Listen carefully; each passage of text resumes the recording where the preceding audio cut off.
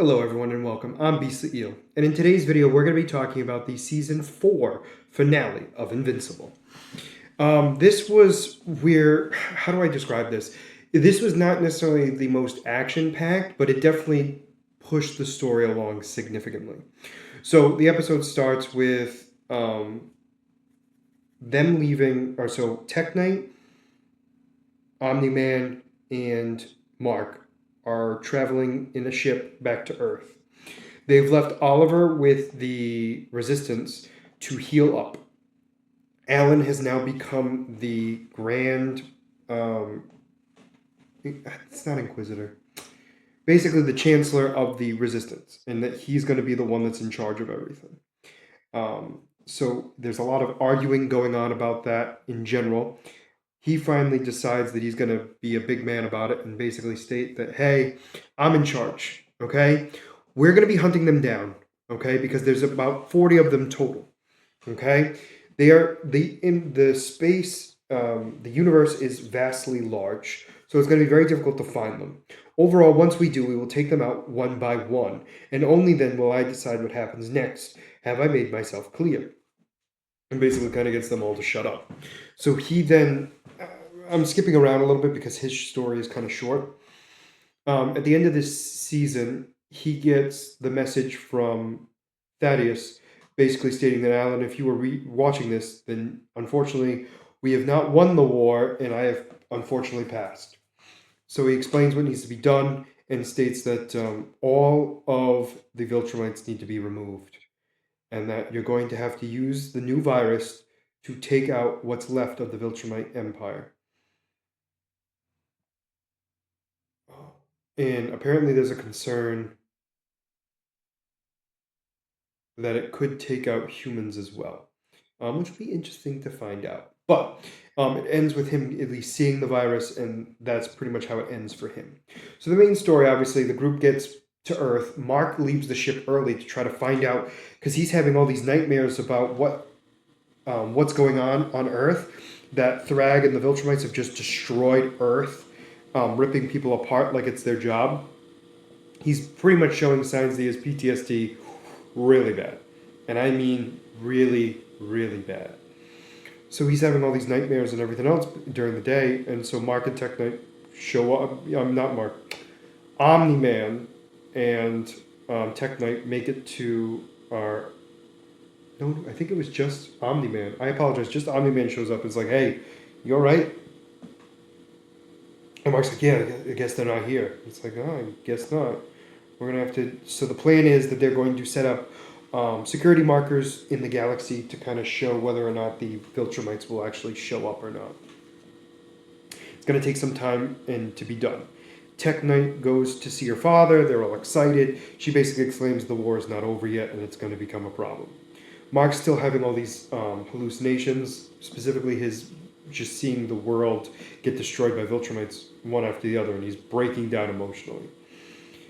He explains to Cecil what happened as well. And like I said, during all these instances of him talking to Eve, talking to his mother, talking to Cecil, he's having these visions of Thrag or another Viltrumite just tear everyone apart and basically blaming him.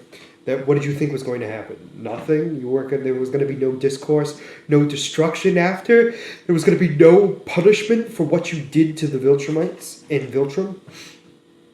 And the entire time he's just freaking out.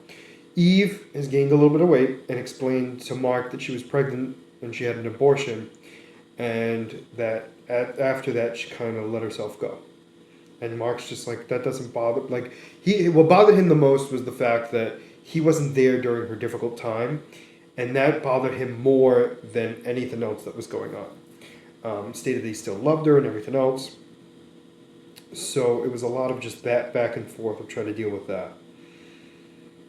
Like I said, a lot of things of just him watching things kind of blow up in his face when it wasn't real. So then he talks to Cecil and basically tells Cecil what was going on. And Cecil's like, well, it sounds like you kicked the hornet's nest and the bees are going to be coming soon. And Mark was just kind of like, yeah, it's kind of how I feel right now. That it's just going to be one awful thing after another and it's just never going to end. And breaks down and basically begs Cecil to be able to get like a therapist to speak to him, which I thought was very interesting. And Cecil's like, yeah, no problem. So then we have Nolan going around. He goes to the spot where he beat up Mark, and we kind of hear Nolan relive that in his head. And Cecil pops up and he's basically tells him, "What the hell are you doing on my planet?" Nolan explains what he's doing and everything else. He's like, "Well, once that perimeter is up, I expect you gone. And then if it ever beeps, you better get your butt here." Granted, he doesn't say butt. Back here as quickly as possible. And if it takes 2 weeks like you think it will, it better take less than that. I can promise you that right now. No, not 2 days. 2 hours? I forget now. It doesn't matter. So he leaves there. He then tries to talk to Debbie, who gets real pissed off with him, basically stating that she doesn't want anything to do with him. She wants him out of here, and she's more pissed off with the fact that everyone left Oliver on a planet by himself. And Nolan basically exclaimed like he's going to be there for Oliver once he wakes up. And the plan is once he's done here, he's going to go back to that planet. Apparently, we also find out that Debbie and Paul have broken up during these several months as well. And Paul pretty much convinces her to go be with Oliver. And so she basically tells Nolan the next second time he comes, after he states to them that he's getting ready to leave, she comes out and he apologizes immediately, saying, "I'm sorry, I just wanted to let Mark know what I was doing." She says, "No, I'm going to be going as well to be with Oliver." And Mark's like, "Are you sure?" And she's like, "I would have done it for you. I'm going to do it for him." And Nolan's like, "Well, the spaceship can't get this close to Earth, so I'm going to have to carry you." And she's like, "Fine." And so they take off.